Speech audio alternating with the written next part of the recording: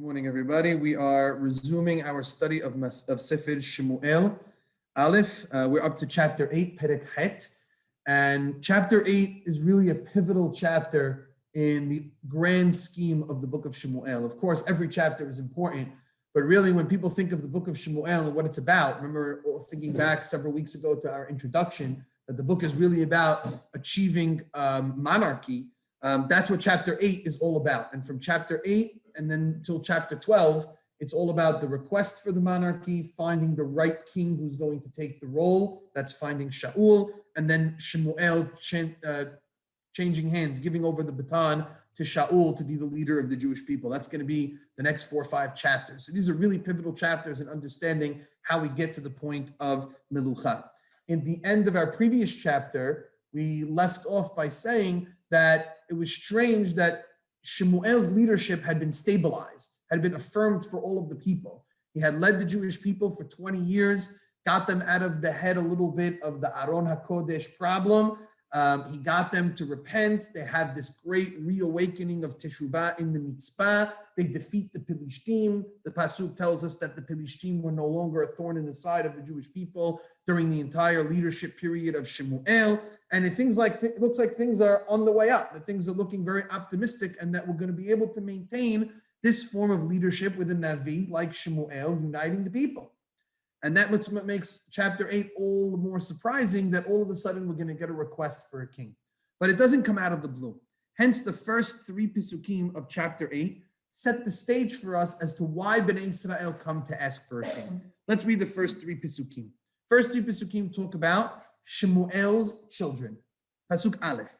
Vahi ka'asher zaken Shemuel, and it was when Shemuel became elderly. In reality, our rabbis tell us he was not very old. He died at age 52, which is not considered old, but apparently he knew his time was running out, and he was maybe looking old or feeling old, whatever it might be. Vayasem et banav shoftim liYisrael, and he appoints his children to be judges over the Jewish people, to fill his role.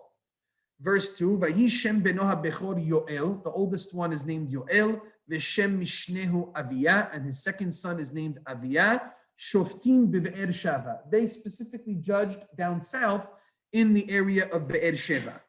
Verse 3 tells us, unfortunately, Velo halchu banav b'drachav. Shemuel's children did not walk in his ways, Vayitu achareha batza, and they strayed after Batza. Batza means bribery or gains. They looked to enhance their own wealth and their own stature. Vayikhu shocha, they accepted bribes.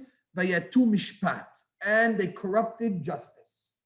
So Shemuel is another example in a list of many great people who failed, at least according to the text over here, to impart his level of righteousness and justice upon his children. Shemuel appoints his children, nevertheless, to be judges over the Jewish people, and they fail miserably.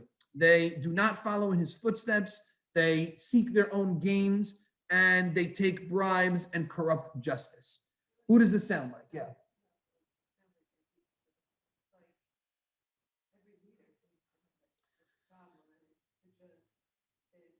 Right. Yeah, it seems to be a recurring theme in Tanakh. Moshe, it's interesting, we'll bring up Moshe for a moment, in a moment, I should say. But yes, it seems as though this is a common theme, that the children of great leaders are unable to fill the shoes of those great leaders, and they fall flat, right? They fall short.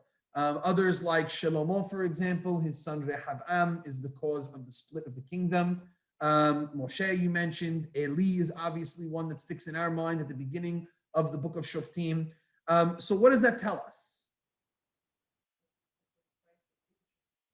Price of leadership. What do you mean? Who pays that price?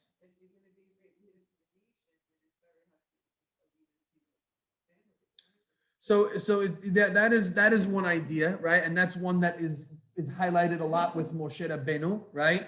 That being the leader of a people and devoting and sacrificing your life to a people comes sometimes at the expense of one's own family. As a rabbi and as people who are community leaders, that is something that frightens us a lot, because we give a tremendous amount of time to community organizations, to shuls, to yeshivot, and we spend so much time involved there that inevitably that takes away time from our own families, and our children don't get that love and attention from us. In fact, the Gemara asks the question, why is it that so many children of rabbis don't become rabbis? And unfortunately, many of them not only don't become rabbis, but really go off the derech more so. Well, I think sometimes the statistics are a little off, because I just think people, I don't know if it's more so, I think people just notice it more, because how can it be that the son of a rabbi? But it can happen, and this is something that I think about a lot, and I'm not so good at it, but my wife reminds me to be better at it, which is, the what do they say, that the phrase is the shoemaker's sons don't have shoes, right? Exactly, right? The rabbi's kids, don't always know how to read as well, and they're not always going to the classes because, I don't know, either because it's taken for granted or because they don't get encouraged enough or that it's too intimidating. There's a lot of psychology and sociology that probably goes into it. So definitely there's a price to pay of leadership. That's definitely one. I think another message that gets mentioned here is that leadership is not something that is inherited. It is something that a person earns, right? And this goes all the way back to Moshe Rabbeinu. The Midrash does say that Moshe requested God to appoint a leader right after the daughters of Tzilofchad asked for their inheritance in the land of Israel. So Moshe Rabbeinu was strategic, at least according to the Hachamim. He saw, God's handing out inheritance. He's giving over the land to the people, to the children. You know what I'm going to ask for now? I'm going to ask for God to appoint a new leader. Time has come for my children to take over my spot. And God says, Moshe Rabbeinu, your children did not follow your path the way that they needed to. They were not diligent in Torah study. You know who's going to be the next leader? It's going to be Yehoshua who's going to be the next leader. Yehoshua, whom it says about him, Lo yamish mitoch ha'ohel. He did not move from the tent. He was there 24/7 for Moshe, studying from Moshe, learning from Moshe, observing Moshe. He's the one who deserved it because he put in the time and the effort to occupy that place that he's deserving of, which is to be the next leader. So the concept of passing down your leadership to the next generation, that it's automatic that the next generation is going to take over your role, is something that the Torah is critical of. The Tanakh is critical of. Yes, there is, what'd you say? You have to earn it. Now, there is a level of prioritization. Halakha tells us that inherited roles are given, roles of kavod, like leadership, like rabbinics, and so on and so forth, are passed down from one generation to the next, assuming that that person is worthy of accepting it. Even if he's not the most worthy candidate, he has to be worthy. If he's worthy, even if he's not the best, he gets the priority because it should be handed down from one generation to the next. People will honor that. They'll respect that. A legacy is something that the Torah looks at as being important, but we don't hand over legacies to people who are not worthy of them. That's really the key point that the Torah and the Tanakh is mentioning. So that's the irony of what's going on over here, which is that the Jewish people, and this is something that I'm going to want to highlight, is that the Jewish people are complaining to Shemuel. Shemuel, they're going to complain for a king because they're basically saying, we don't want your sons to judge us. They're not good judges. We don't appreciate them. They're doing bad things. And what they're asking for, though, the irony of it is they're asking for something that is an inherited position. They want a king. Right? In other words, here they are complaining, Shemuel, it's not fair. You're giving over the leadership to your children. It shouldn't go to them. They're not good people. Give us a king. But that's exactly the very thing that you don't want. You don't want a legacy type leadership. You want the leadership to be in the hands of the person who's most worthy of it, right? So the irony of it is that they're rejecting the sons of Shemuel, and Shemuel wanted to turn it over to his children and trying to replace it with a king who is exactly the same problem that they're going to encounter. And Shemuel tries to highlight this for them, but to no avail. So this sets the stage. These few Pesukim give us the opening, the precursor to Bnei Israel asking for a king. Before we move forward, I want to mention a couple of things. First of all, take a look at your source sheet. I would like to point out a Gemara, a rabbinic statement that is made in Masechet Shabbat, Daf Nun He Amud Bet. So in the Gemara Masechet Shabbat, there is a string of statements made by the same rabbi. His name is Rabbi Shemuel bar Nachmani, Rabbi Shemuel, the son of Nachmani, and he makes all of these statements in the name of the same rabbi, Rabbi Yonatan. And there's a whole page of them. And basically, this rabbi has an approach that anytime you have these great people mentioned in Tanakh who did things wrong, at least what is mentioned to us in the plain reading of the text, they didn't actually do what you think they did, right? One might call this a sort of apologetic or whitewashing of rabbinic characters, right? Biblical characters, right? And it's the same rabbi who does this with all of them. So it's easy to dismiss it, but it's very important for us to mention it because, and especially for young people studying Tanakh, it's very important because there is a certain level of Yirat Shamayim that we have to have with biblical figures. It's very easy to read this and say, the sons of Shemuel were terrible people, just like we did with the sons of Eli and Eli. And then at certain points, the Gemara reminds us, take a step back. We're talking about the sons of Shemuel. Shemuel HaNavi was one of the greatest prophets we ever had. Even his sons were probably on a higher level than us and were probably being judged by the text in a very meticulous manner because of the position which they occupied. So take a look at the Gemara here in Masechet Shabbat. It's on Daf Nun Hey Amud Bet 55b. Amar Rabbi Shemuel bar Nachmani, Amar Rabbi Yonatan.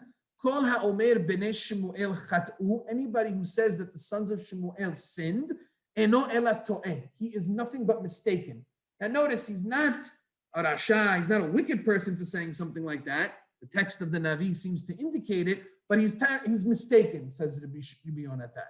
Shene Emar, as the Pasuk says, Vahi ki zaken Shemuel ubanav lo halchu bidrachav. It was when Shemuel got old, his sons did not walk in his ways. So what do they infer from that? Bidrachav hu de lo halchu.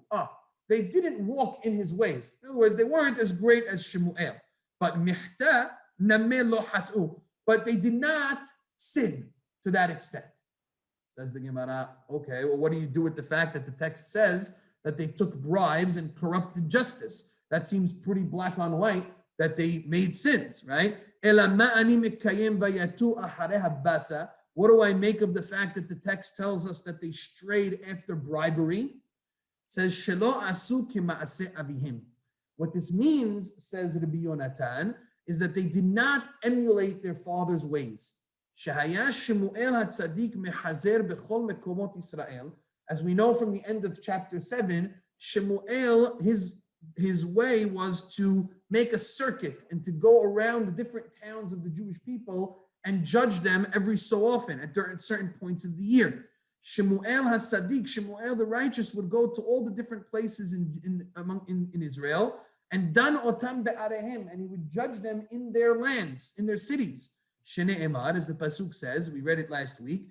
V'halach mideh shana b'shana, he would go during certain points of the year. V'savav Bet El, and he would circle around Bet El. V'hagilgal, v'hamitzpah, v'shafat et Israel, and he would judge the Jewish people. V'hem lo asukin. The children of Shemuel did not emulate their father in this way. Ela yashvu be'arehim. What did they do? They stayed stationary. They stayed in their spot. Kedeh leharbot sachar. Why did they do that? Because they wanted to increase revenue for their scribes and their secretaries. In other words, Shemuel was going to all of the different places and judging. As a result, every time Shemuel went to a different place, people would go there and they would pay money to that town where he was, right? And the people in that town would earn money from the fact that Shemuel was judging. So Shemuel would spread the wealth essentially. The children of Shemuel didn't want to do that. They wanted to keep the money in their spot. They didn't want to go around and say, no, everyone's got to come to us. And as a result, all of the people flocked to one spot where they were, and all of the money flowed through them. And as a result, only their city became wealthy, as opposed to the other cities that could have earned money had they done like their father by going around and judging in all of the different places. And that's what the text means when it says that they were corrupt in that they took bribery. It doesn't literally mean that they took bribes and they corrupted the judgments. Everything that they did was straightforward. But since they didn't emulate their father because of financial gain, that is mentioned in the text as if they took bribes. Right? So this is a classic approach amongst certain rabbis, right? There's certain Rabbi Yonatan. It's one approach to it, right? But it's one approach. It's important to keep it in mind as far as looking and judging from all different angles. But the simple text does not seem to give in to that idea, right? The simple text seems to be that they were corrupt individuals, right? So there is a pshat versus derash type method. By the way, if you look in that page, it gives you a lot of other different people. One of them are the sons of Eli, Chofni and Pinchas, because they also did sin the way we think that they sinned, right? You know what it says? The Gemara over there says, what does it mean that they slept with women? Has v'shalom. It doesn't mean that they actually slept with women. What did they do? Because they would hold back the women from going home to be with their husbands to fulfill their conjugal responsibilities. They would hold the husbands back from the wives. In other words, the way that they were operating the Beit HaMikdash caused husband and wife to be separate from each other at times that they were supposed to be together. And the text considers that as if they slept with these women because they avoided them being able to sleep with their husbands, right? Now, all of these are a little stretchy, right? They're a little stretchy, but there is a very powerful message that does come out of it, which is that the greatest people in our history, even when they do some of the smallest things wrong, the text portrays it as if they did such terrible things.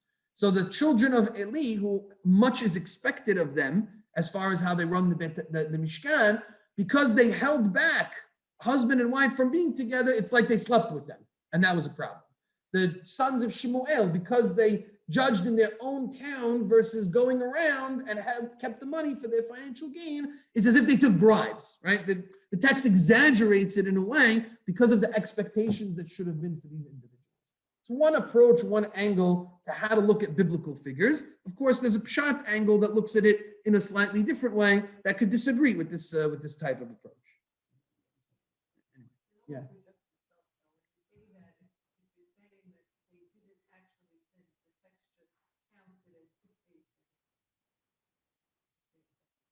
Why? Because, like, in essence, it's saying the expectation is so high that even the little things are considered sin. Right. So they did sin. Yes. Because of the expectation.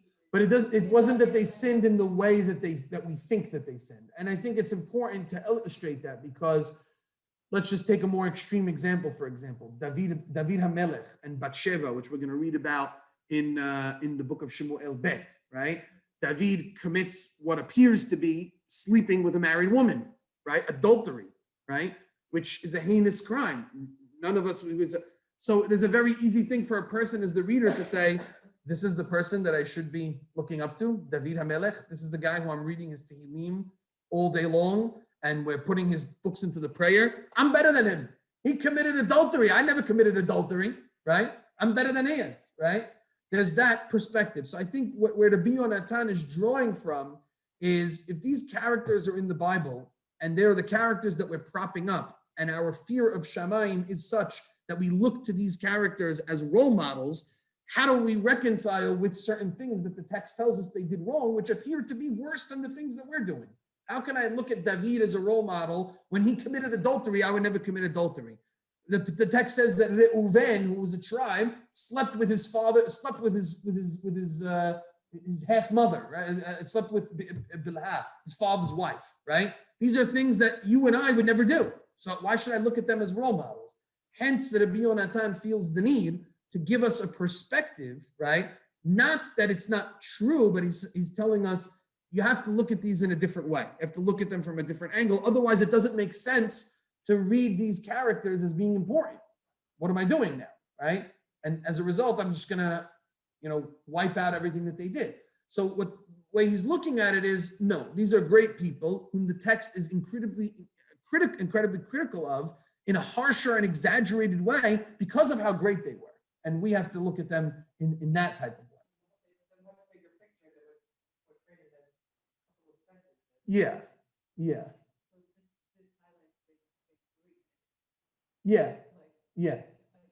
Mentioning their sins also talk about how great they are, because in the end of the day, they're mentioned in the Tanakh, right? So to be mentioned in the Tanakh is still considered an important thing, right? How many people sin that are not mentioned here? We don't care, right? So.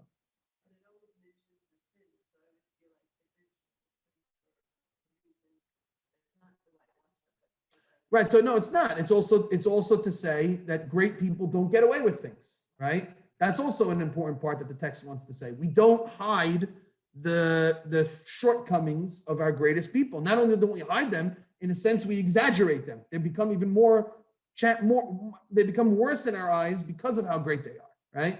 So unlike the heroes of other religions or other, books and things like that can do no wrong, they're immortal and they're perfect and Judaism doesn't have any of that, right? Opposite. Judaism, the text finds more criticism in their people than even the rabbis say is true, right? And so that's the way it sort of works. So this is sort of an opening, which I think is important for us to illustrate before we get into the kingdom. One thing just to mention, because Liz brought up the idea of Moshe Rabbeinu, and then we'll move forward. I mentioned that in the Midrash, Moshe seems to want his children to take over his place. But it's important to note that in the Pshat, in the simple reading of the Torah, nowhere does Moshe Rabbeinu ask of God or assume of God that his children will take over his place. And this perhaps is one of the differences, at least al pi Pshat, between Shemuel and Moshe. In the past chapters, we've illustrated similarities between Shemuel and Moshe. One of the differences is, whereas Shemuel seems to be, maybe the word is blinded a little bit, like Eli, of the truth about his sons, right? He appoints them as judges, despite the fact that they could have been corrupt maybe before. They certainly were corrupt after. We don't find that Shemuel gives them any kind of rebuke. He doesn't remove them from their post, despite whatever bad things the Jewish people say about them. This could be somewhat a little bit of a proof for the Bion Atam. Why did Shemuel get rid of them, right? Because they really weren't doing anything so heinous. But okay, leave that on the side. In the end of the day, there is a subtle criticism here of Shemuel that he appointed his children, despite not knowing their character, allowing them to do things that caused harm to the Jewish people and didn't attack them for it, didn't rebuke them for it. Yes. You put a person in a position that maybe not so sure, but if you put them there, sometimes they could rise to the occasion. True. So maybe he was, but we're more apt to do that with our own children.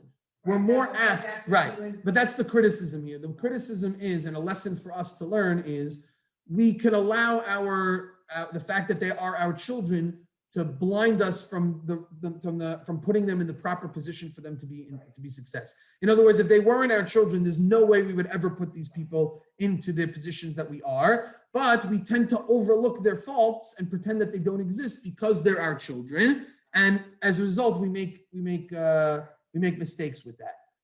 To Moshe Rabbeinu's credit in this sense versus Shemuel, Moshe never attempts to do that. Moshe seems to be very aware, at least by the simple reading, of who his children are, what positions are worthy of them, and never considers them as worthy candidates to take over for the Jewish people. He seems to always know it's going to be Yehoshua who's going to take over for him. Or at least when he asks God to appoint somebody, he doesn't ask God to appoint anybody specific. He says, God, you choose the person who you think is best. I'm not going to intervene. Versus later, people like Eli and Shemuel, who overlook their children and their faults and put them in places that they weren't worthy to be in. how much do we know about Moshe's children? Not a ton. From the simple reading of the text, not a ton. Their absence, though, is glaring, right? That's really where everything is built upon. Unfortunately, right? The fact that it's always Aharon's children, it's always Yehoshua, and Moshe's two children are glaringly absent causes a tremendous amount of rabbinic suspicion and discussion, most of which is in the negative, right? Rather than in the positive. Yeah. Okay, let's move forward now to the beef of chapter 8, which is the request for a king. Let's read. What I'd like to do is I'd like to read the full extent of the chapter, and there's going to be a very glaring question that's going to come out, one that the commentaries have debated about forever, right? Which is, why does Shemuel and God get so upset at the Jewish people for asking for a king if the concept of appointing a king is mentioned in the Torah? And that's something we're going to have to reconcile with. We're going to give several approaches, but there's so much more you could explore here. Hopefully we'll come out with one idea that I think we can take away. Verse 4, Vaytkabetzu kol ziknei Yisrael, all of the elders of the Jewish people gathered together. Vayavo'u el Shemuel haramata, and they come to Shemuel in Ramah, that's his hometown. Vayomeru elav, they say to him, Hine ata zakanta, behold, Shemuel, you have become elderly. Ubanecha lo halchu b'drachecha, and your children did not walk in your ways. This was apparently known. Ata sima lanu melech leshoftenu kechol hagoyim. Now place for us a king who will judge us like all the other nations. Verse 6, Vayera hadavar be'enei Shemuel, the matter was evil in the eyes of Shemuel, ka'asher ameru, that which they said, tena lanu melech leshoftenu, give to us a king who will judge us, vayitpalel Shemuel el Adonai. And so Shemuel prays to God and turns his attention to God to see what will God say about the matter. In this context, vayitpalel is almost like, you could say it's to pray on behalf of the Jewish people for this bad request, or it could also be Shemuel wants to gain insight about what God is thinking about the request. Does God view the request the same way he views the request?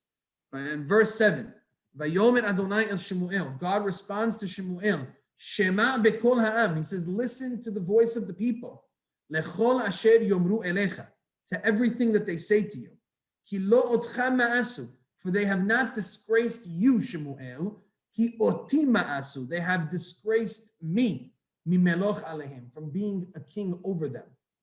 Verse 8, kechol ha'ma'asim asher asu, despite all of the deeds that I have done for them, miyom ha'aloti otam mimitzrayim ve'adayom hazeh, from the day I took them out of Egypt to this day, vaya'azvuni, and they abandoned me, vaya'avdu Elohim aharim, and they worshipped other gods, ken hema osim gamlach, behold, they are doing the same thing to you, Shemuel. Verse 9, ve'ata shema bekolam, now you should listen to them, ach ki ha'ed ta'id bahem, but warn them, v'higadta lahem, and say unto them, mishpat ha'melech, the laws of the king, asher yimloch alehim, who will rule over them. Before we continue with the mishpat ha'melech, which is going to take us from here to the end of the chapter, the laws of the king that the Jewish people need to know about, what do you make of this back and forth between Shemuel and God and the request of the people? Just to summarize, the people request the king that they should have judge them like all of the other nations.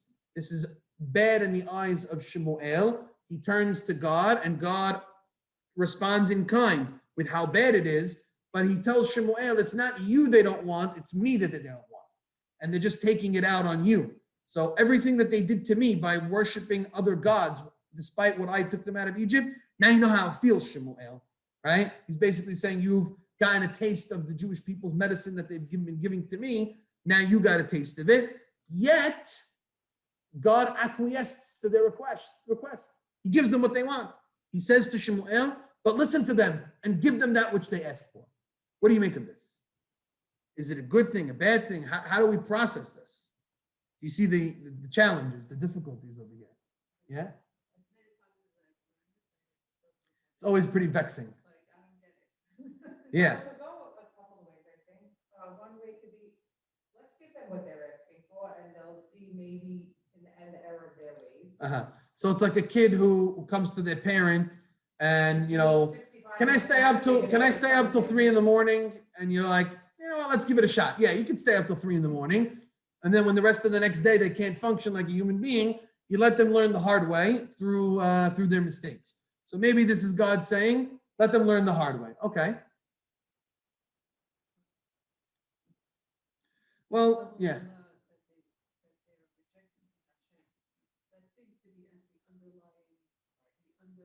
Mm-hmm. So what really bothers all of the commentaries here is, why are God and Shemuel responding so negatively to that which the Jewish people are asking for, if in fact the concept of asking for a king and appointing a king is something that's mentioned in the Torah itself, right? In Parashat Shoftim, as we'll read momentarily, God gives the Jewish people the option, or at least even maybe a commandment, to appoint a king. You know what? So there's an interesting approach, right? The fact that they said, we want Sima lanu melech, place for us a king, appoint for us a king, leshoftenu kechol hagoyim, in order to judge us like all of the other nations. Rashi, in fact, goes in that approach and says that it was the comparison to all of the other nations that was bothersome to God and to Shemuel over here.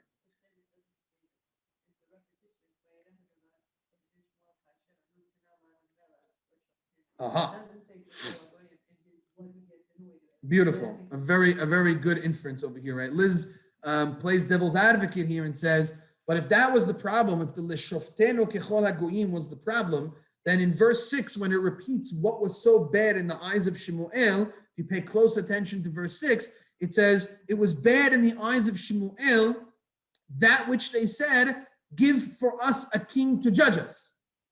Not Kechol HaGoyim Asher Tzivivotenu. That would have and should have been repeated had that been the ultimate problem on the part of Shemuel. But that being said, there are those commentaries that do take that approach. There's another problem, though, with that approach of the Kechol HaGoyim. And I want to show it to you by having us read the 2 Pisukim in the Torah. We must go to the Torah itself and read the words of the Torah about a king. So we're going to have to take a little detour for just a moment. Go look at your source sheets on the second source. You see number 2. We really need to ask ourselves, what is the view of monarchy in the Torah? Is it mandatory or is it optional? Is it something which is positive or is it something which is negative? So take a look at the Pisukim. Let's read the 2 Pisukim together. This is from Parashat Shoftim, which we're going to read in just a few weeks from now. Ki tavo el haaretz, when you will come to the land, asher Adonai Elohecha noten lach, that the Lord your God has given to you, virishta, and you will inherit it, v'yashavta ba, and you will dwell in it and settle it, ve'amarta, and you will say, asima alai melech, let me place upon myself a king, kechol hagoyim asher sevivotai, like all of the nations who surround me. Som tasim alecha melech, you shall surely place upon you a king, asher yivhar Adonai Elohecha bo, who will be chosen by the Lord your God. Mikerev achecha, from amongst your brothers, tasim alecha melech, you shall place for yourself a king. Lo tuchal latet alecha ish nochri, you shall not place upon you a strange person, asher lo achichahu, who is not from amongst your brothers. Meaning, this is where the rabbis learn that a convert or someone who's not Jewish cannot be the king of the Jewish people. There's a conflict of interest, so he cannot be placed upon. Now, leaving the end part a little aside, the rabbis over here debate. Is this a mitzvah? Is this something that the Jewish people have to do? Or is this something that the Torah is giving an option for the Jewish people to do, but it is not mandatory? Just from the Pisukim themselves, which side do you think? Where do you fall? Why do you say optional is?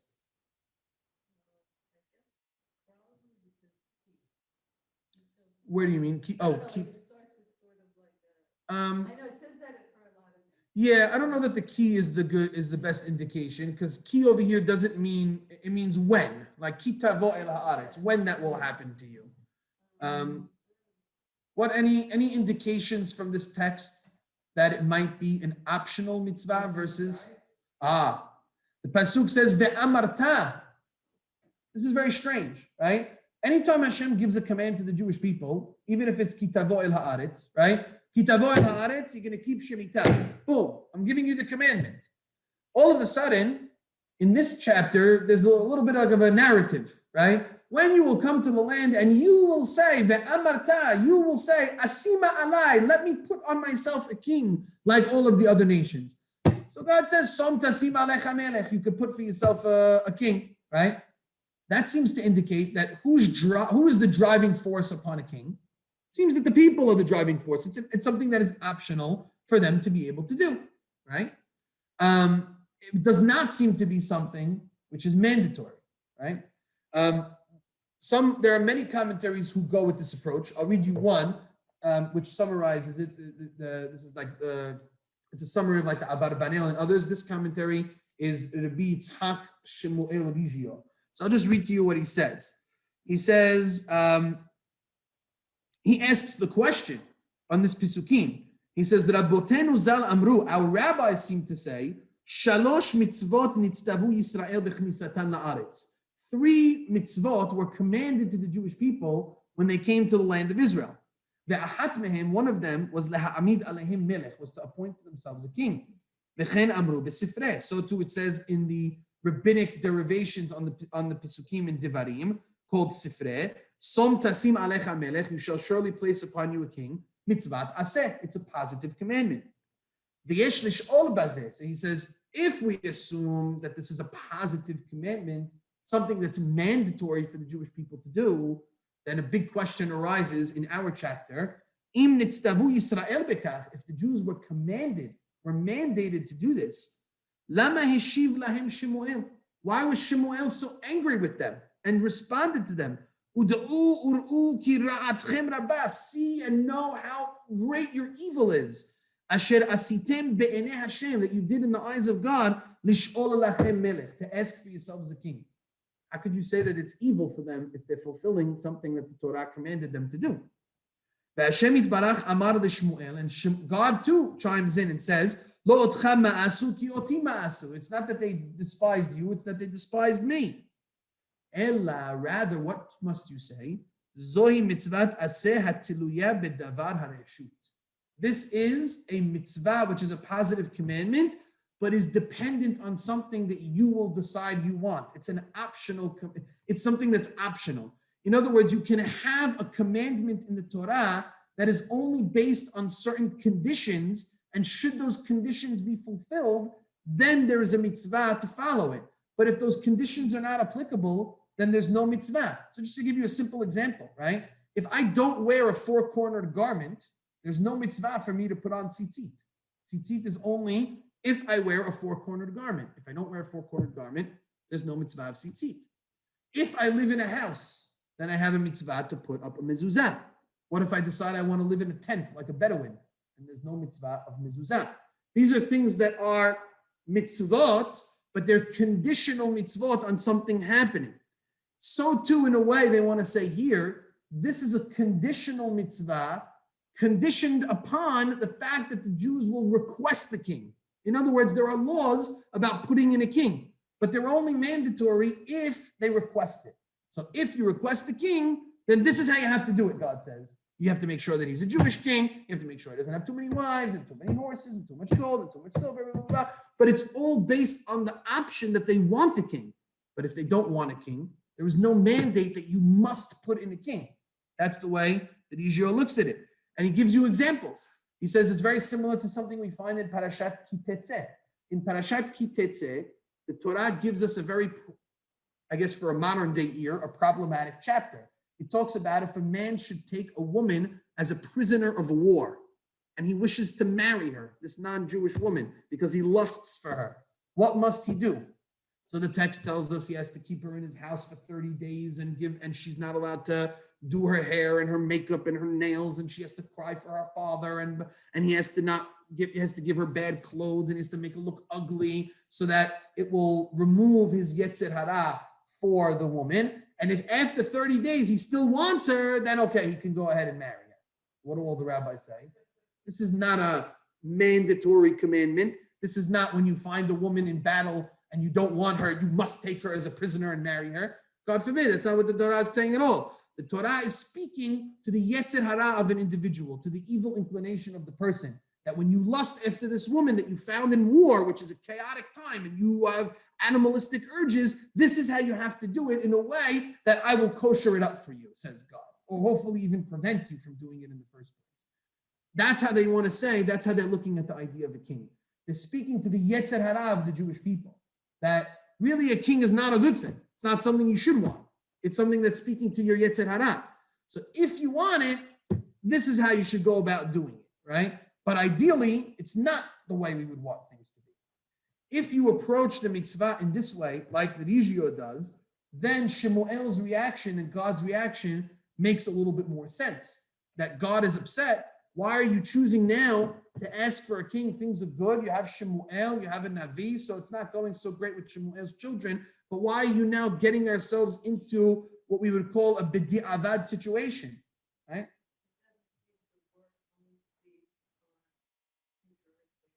Hmm. Yeah, they ask for a king, they get Shaul, but they don't technically ask for David and Shaul proposed. So Hashem is the one who says at that point, okay, I'm going to continue this thing. So what's your so they're not. So the asking the Yavad doesn't work because Hashem at some point says, because you asked once now, I'm going to. That's what it seems to be. That would seem to be the answer. You would have to say that once they asked for a king, and once they put it in place, now that level of rule is going to remain, right? They're not going to take it back. And now God's going to make this the best method that you can.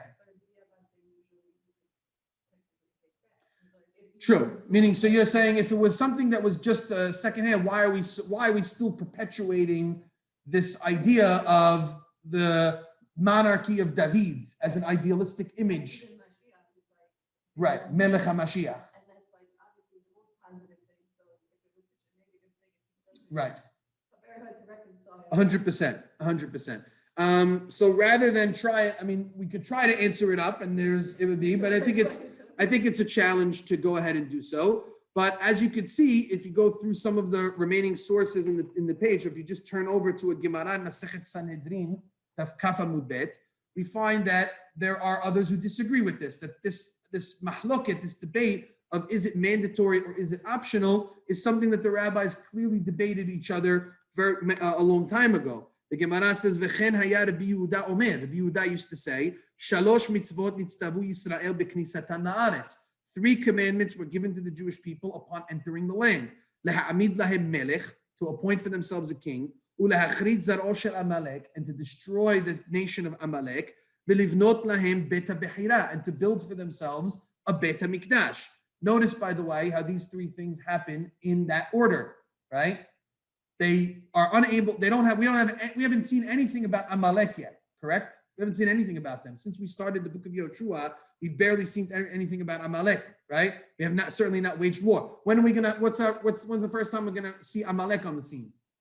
After Shaul is appointed king, right? So in other words, it seems as though the Jewish people had this mandate to appoint a king. Appointing a king leads to the ability to destroy Amalek, and from destroying Amalek, you now have the ability to build a Beit HaMikdash, which the appointment of the king is shooting all these things into place, into action. It's triggering all of the different ideas, which you can't do without a king. And all 3 of these things are done by a king. You get Shaul, then Amalek, and then David and Shlomo build the Beit HaMikdash. So that seems to be the approach, that this is mandatory and necessary and a good thing. On the other hand, Rabbi Nehorai says, Lo ne'emra parasha zo ela keneged tar'umtan.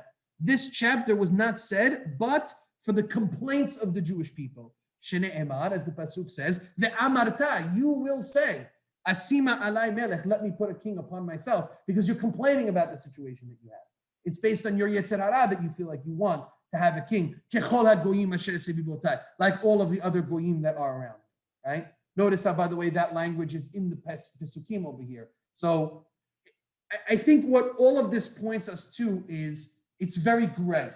It's not black and white. There's the rabbis who say that this is mandatory. There are rabbis that say that this is only optional. It seems as though there's a lot of push towards this being a positive thing, the ability to build the Beit HaMikdash, righteous kings, destroy Amalek. Think about what we saw at the end of the book of Shoftim. What was the end of the book of Shoftim constantly saying? And Melech b'Yisrael, there's no king in the Jewish people. Isha yashar be'enav ta'aseh, everybody's doing their own thing.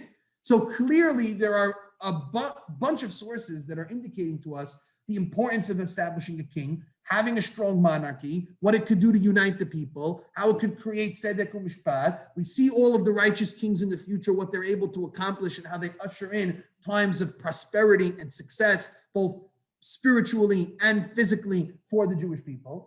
Yet we also see the ugly side of monarchy, which is self-centeredness, corruption, the idea that when one king does something bad, he will stray the entire people after Avodah Zarah in a much simpler way than it was during the time of the judges. And clearly Shemuel and God are weary of that at this point in time.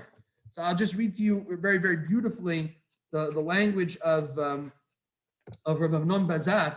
He says, Nuchal imken. He says, based on this, we can lesakim. We can summarize. Shebe'ofan klali, in a general way, mityahes hamikra nenoseh hamenucha bezehirut. The texts of the Tanakh, be it in the Torah or in the Navi, approach the issue of monarchy with hesitation, right? There is a, I don't know what the phrase is I would say. There is a need, but there's also tread lightly. Right? Mitzad echad, from one standpoint, yesh ba potential hiyuvi. There is tremendous positive potential in a king. Shaharei hamelech yachol lenatzel et samchuyotav kidei leholich et ha'am kulo b'derech shel avodat Hashem. The king can be a righteous king and usher in a period of prosperity and greatness and service of God like no other. And we've seen that periodically throughout our history, in the times of David, in the times of Shlomo, in the times of Chizkiyahu, in the times of Yoshiyahu, and others. Mitzad Sheni, on the flip side, yesh basikun, there is a danger. Shehamelech mishikulav ha'ishim, that the king, based on his own personal mindsets, yachti aharav et kol ha'am. He could also cause the people to do terrible sins. Kidugmat Yarovam ben Nevat, like Yarovam, who put up Avodah Zarah and brought the entire nation in the pathway of Avodah Zarah. Hakol talui efo b'melech u'biyahaso letafkido. Essentially, says Rabbi Amnon Bazak, everything is dependent on the king and his approach to his job. Im yir'eh atzmo keshaliach Hashem, does the king see himself as a messenger of God, or halila, or God forbid, kitahlif la Hashem, as someone who takes the place of God? You as the king, are you an extension of God, a messenger of God, or in place of God? If the king sees himself as in place of God, there's going to be disaster. If he sees himself as an extension of God, you'll have prosperity and success. Lefichach, for this reason, mitzamtzemet haTorah et koho shel hamelech. That's why the Torah restricts heavily, legislates against the power of the king.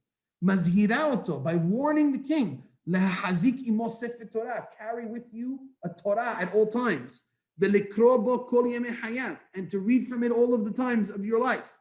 Umonat mimenu lirchosh kohot gdolim madai, and it prevents him from accruing all types of strengths and powers, like financial power, military power, political power through marrying other foreign leaders and having too many wives and being too indulgent in physicality. All of these things the Torah legislates against so as to keep the king's mindset on being an emissary of God, not God's place, not in place of God. And that's the challenge of Melucha. That's the challenge that we're going to see from the moment we have the king the first time, Shaul, till the end of the book of Kings and the destruction of the Beit HaMikdash. This struggle is going to be evident and in front of our face constantly, up and down, with all of the bad and good kings on the roller coaster ride until the destruction of the Beit HaMikdash. Questions or comments? Go ahead. The up and down, so with the True. the judges, the prophets, Yes. everybody has their. But for the king, assuming that a king can be good and pass that on to his child, the potential is for a much longer possibility, right? Whereas the Shoftim model inevitably will lead to a downturn because A, they're not in charge of the entire Jewish people. They're very localized to a certain unit. And because it doesn't pass to their child, so it's going to go to somebody else, assuming that their child might be worthy of it. It's much harder to maintain that level of goodness in the Shoftim model versus in the king model. At the same time, the king model can also become much more corrupt and much more easily. Yeah. Mm-hmm. Is it possible that Hashem is not really upset? He's just trying to make Shemuel feel better. If you read the language, he's basically telling him like, no, don't be upset. They're not rejecting you. They're rejecting me. And they always do this to me. Don't feel so bad. Like, because he's telling him do it, and there seems to be no real reason why you should do it. And it doesn't really say that Hashem is upset. It really just says that Hashem is telling Shemuel, don't be upset. I hear what you're saying. Is it entirely an impossible reading? No, it's not entirely impossible.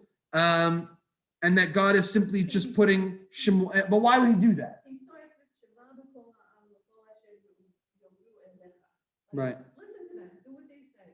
Right. And then he gives his reason. But what would be the need for God to try and appease Shemuel? Why would he do that? Because he's about to depose Shemuel, and he doesn't want to just depose him by saying like, "You kids are terrible. That's why you're not taking over. I'm the king." So he's telling him. But he didn't have any problem doing that to Eli. He didn't have any problem doing that to others. But Shemuel is maybe different than that. I don't know. I just never read it like that. It just makes me a little happier because it just seems so contradictory by them to say, "I hate this to do it." I can't say that it's an impossible reading. It fits in many ways. I'm not so convinced of the. I'm not so convinced of the motivation for God to do that. Like, I don't think we typically see God apologize for people, right? If God has a problem with what Shemuel did and he believes that what the Jewish people are saying is correct, I would find it problematic for me, for God, because it's not going to end here, by the way, with Shemuel. It's not going to end with he makes Shemuel feel better than they just put in a king. First of all, Shemuel is going to give the Jewish people a lot of grief over what they said. He's going to criticize the Jewish people heavily. He's going to say, Ra'a Rabbatchem. And then Shemuel is going to, in chapter 12, make a miracle that scares the guts out of the Jewish people. And God is going to perform that miracle for Shemuel to really set the record straight about what the Jewish people did wrong.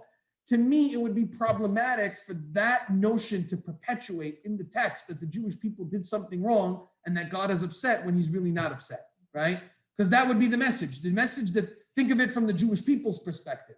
God is making Shemuel feel better, but if you're a member of the Jewish people, what is your belief that God has towards you right now?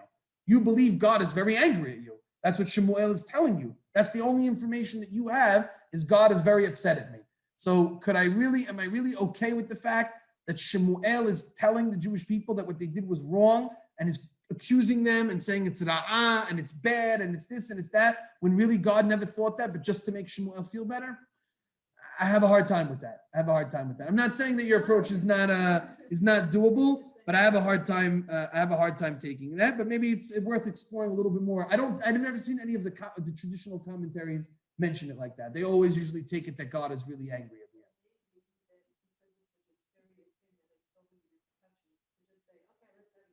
end. Right. So maybe God is okay with having the Jewish people a little bit on edge, just because that's a good thing for them at this point with the problems of that the king could present. You don't want to just say like, oh, we want a king. Okay, great. Right. And then it's like, okay, there's no problem with having a king. Right. Setting it up more like that. There's going to be problems with having a king. Exactly. So it's an interesting approach. I think it requires some further insight. It's not entirely impossible. The truth is, this chapter and this part of this chapter is so enigmatic that there are a wide variety of different approaches. Like we saw, there are some who say mandatory, some people say optional, some look at it positively, some look at it negatively. There might be the approach that Shemuel is just being appeased over here, and really the Jewish people have the right to ask for a king. All of these are definitely possibilities. One thing that Rabbi Amnon Bazak, actually two things that I will say over here before we close. Rav Bazak's theory over here about what the Jewish people did wrong stems not from the content of their request, but from the timing of their request, right? And this is a very interesting theory. I'll read to you what he says. He says, remember that point that I made to you that the Jewish people are asking for a king. Why? In response to the sons of Shemuel being corrupt. If anything, that will only perpetuate the problem that the Jewish people face now with the sons of Shemuel even more by bringing in a responsibility that is inherited from one generation to the next. That's only going to make the situation worse. So he says, and later on, the pasuk in chapter 12, it says that the Navi is critical of them. So what he says, really what this showed you was a lack of trust in God. He says, Lu bathu b'nei Yisrael b'Hashem. Had the Jewish people trusted in God, v'halchu b'drachav, and walked in God's ways, lo haya matzavam kifi shetoar b'sipurei hashoftim umimela lo hayu zkukim lemelech. They would not need a king. They would recognize, okay, we have a bad moment. Don't worry, we trust in God. God will give us somebody else. If they put their full force and full reliance in God, they would not have asked for a king. Hu ra'a et hamelech kikli biyad Hashem ke'emtza'i chitzoni כפי שהעם ראו את הארון בשעתו, וחשש שהעם מבקש לשוב אמצעי כזה לפתוח פה במקום לפתוח בהשם. He says, you know what Shemuel saw in the request of a king? They saw the Jewish people go backwards. What had Shemuel been working on for the last 20 years? To get them out of the head of trusting in anything but God. What were they trusting in for the last 20 years? The Aron. Remember, they brought the Aron, the ark, to battle. They put all of their faith in the Aron. The Aron is going to save us. For 20 years, Shemuel had been pumping the message. There are no outside things besides God that are going to help you. Just put your trust in God. Don't put your trust in me. Don't put your trust in... put your trust in God. I'll help you, I'll guide you, but put all of your faith in God.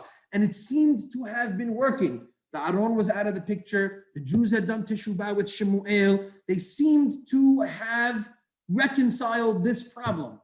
And then they asked for a king. And what does Shemuel say? What does he understand? They never really did full Teshuvah. They never... What? In what sense? So it wasn't maybe a king that's appointed by God. Maybe God should appoint us a king. Right. Your sons aren't the right person. Maybe there's someone else that we appointed. Right. Right. Right. So first of all, who do they ask to put the king for them? Shemuel. They asked Shemuel to put the king. So to your point, right, that they don't say, let Hashem give us a king. They say, Shemuel, you give us a king, right? And like other nations. So that could mean they want them to be judged like other nations. Maybe they don't want the laws of the Torah. Maybe they don't want that. Or it's the idea that they are willing to allow the relationship that a king has with its subjects from the other nations to perpetuate here. In other words, they're rejecting the Mishpat HaMelech. They're saying, put us the king like all of the other nations, not in accordance with the laws of the Torah. And that's why Shemuel has to reorient it. But what Shemuel understood was that the Jewish people had not overcome their ills. They said, just like they put all their faith in the Aron, where are they putting their faith now? They were putting their faith in Shemuel. Really, that's who they were putting their faith in the whole time, in Shemuel. Now they see Shemuel's going to die, and they don't have the children to be able to do it, so they say, what? Give us a king. And Shemuel understands that they haven't really done Teshuvah. They really haven't given their full trust into God, that they're going to allow God to be their leader. As the Pasuk says, V'Adonai Elohechem Malkechem. The Lord your God is your king. That's all you need. You don't need another person. So again, they were looking to outside influences and outside things to lead them and to create distance between them and Hashem. Shemuel says, come close to Hashem. And once again, the Jews want to increase the gap between them and HaKadosh Baruch Hu. So even though in general, a king might be a mandatory thing and a positive thing, that's assuming it's done, as the text tells us in the Torah, you inherited the land, you settled the land, things are good, and now you want a king that's going to lead you in accordance with the laws of the Torah, and you say, I want God to be able, God is going to choose me the king. That's not what they did. They want Shemuel to choose the king. They wanted to model after the ways that the nations go about doing it, and they wanted to create distance between them and God. There was no reason, had they had trust in God, that they would have needed a king here at this point, at this moment. It just shows that the Teshuvah and all of the progress that they have made was falling flat. And in here is a tragedy for someone like Shemuel. Put yourself in Shemuel's shoes. You just worked your whole life, especially the last 20 years of your life, to get the people out of their head. And you think you were successful. And in 1 minute you realize, I failed miserably. Imagine the feeling for someone like Shemuel, right? It's depressing. It's depressing for Shemuel. And that's why Vayera hadavar me'od. You can imagine, you understand, you can sympathize, maybe even empathize with Shemuel's reaction when you've realized you've worked your whole life and you haven't been successful, right? A parent grows up their child for their entire life, and at the end of it realizes, I made they're all wrong. The kid marries a non-Jew. That's it, right? What do you turn around and say? Right? Everything that I did, right? I tried as best as I could. That's a very depressing thought. It's very, very hits to the core of the individual, and it's very, very frustrating for that person. You're only in control of as much as you can control. So what does God tell them? What does God tell Shemuel in a sense to make him feel better? It's not you, right? Know how this feels. This happens all the time. It happens to me. It can happen to you. You give your loyalty. You give everything to somebody, and in the end, they go against you, right? It is what it is. You did the best that you could, and sometimes you have to live with it, and that's what it is. But if Shemuel couldn't accomplish it, how much more so us? We could say if Shemuel couldn't do it, we understand that sometimes we ourselves may not have been able to do it as well. Yeah. No. Yeah. Even the greatest of people fail in that endeavor. So there's a lot more here. We're going to pause here. We definitely hit hit to the core of a couple of different options about what's happening over here. Was it some of the content that they said? Was it the context and the timing of what they said? Perhaps there was a novel reading that Hashem is making Shemuel just feel better about the situation. A lot of different approaches here, but in the end of the day, what is clear is that the Jewish people have taken a step backwards, and we're going to have to see how God and Shemuel take this request and try to turn it into the best that it could possibly be. Because in the end of the day, God says, we're going to give them what they want. Give the people what they want. There is an option for it, right? In the end of the day, they asked for a king, whether it was the right time for it, whether it was the right moment to ask for it, whether they had the right intentions for it, maybe not. But in the end of the day, what they asked for is lawful and should be granted to them. So God says, I'm going to grant it to them, but let's approach it properly. Let's tell them all of the information beforehand to make sure that they're making an informed decision. Let's make sure that they understand the ramifications of this decision and remind them that it's not them who's going to choose, and it's not Shemuel who's going to choose. It's me, God, who's going to choose. And so we're going to take this situation and we're going to make it the best that we can, and we're going to try to make it into an ideal situation. That's what God and Shemuel are going to do in the second half of this chapter and moving forward to the future chapters. Any questions or comments? And yeah, they could find that they could see or foresee when they said, we're going to warn you, these are the ramifications. They haven't seen it thus far. All these opportunities to, if you don't listen, you're going to get killed. If you don't listen, you're going to this. And you're saying, why would we think now is going to be any different? Well, now what they're asking for has a lot more impact, right? Until now, the judge's model has not locked them into something quite like having a monarchy will lock them in, right? So Shemuel is going to be very pointed with them. Understand the choice that you are making right now. You are committing yourselves to putting your lives in the hand of another individual who can do whatever he wants to you. Understand that. A shofet can't do that. The judges that we've had until now had not had the ability to do that. Now you are committing yourself to put your hands into a human being who can choose to do whatever he wants, and there's nothing you can do about it. Are you willing to accept that fact? And Shemuel hopes that he can convince them out of it, but to no avail, right? We'll see a little bit more as we go through the end of this chapter. We'll see the difference between lanu and alenu, a little bit more textual, and then we'll hopefully look to how the next few chapters go about choosing Shaul. And then this will all come back again in chapter 12 when Shemuel gives his final speech to the Jewish people and reminds them of how bad it was that they asked for a king. And he'll give even more of them over to that idea. This conversation is not over, and it probably never finishes. As Liz said, you could read this chapter many, many times, and it still kind of tears you up. But it's fascinating things to talk about and debate and discuss and different ideas. We'll leave it up for next week. Amen.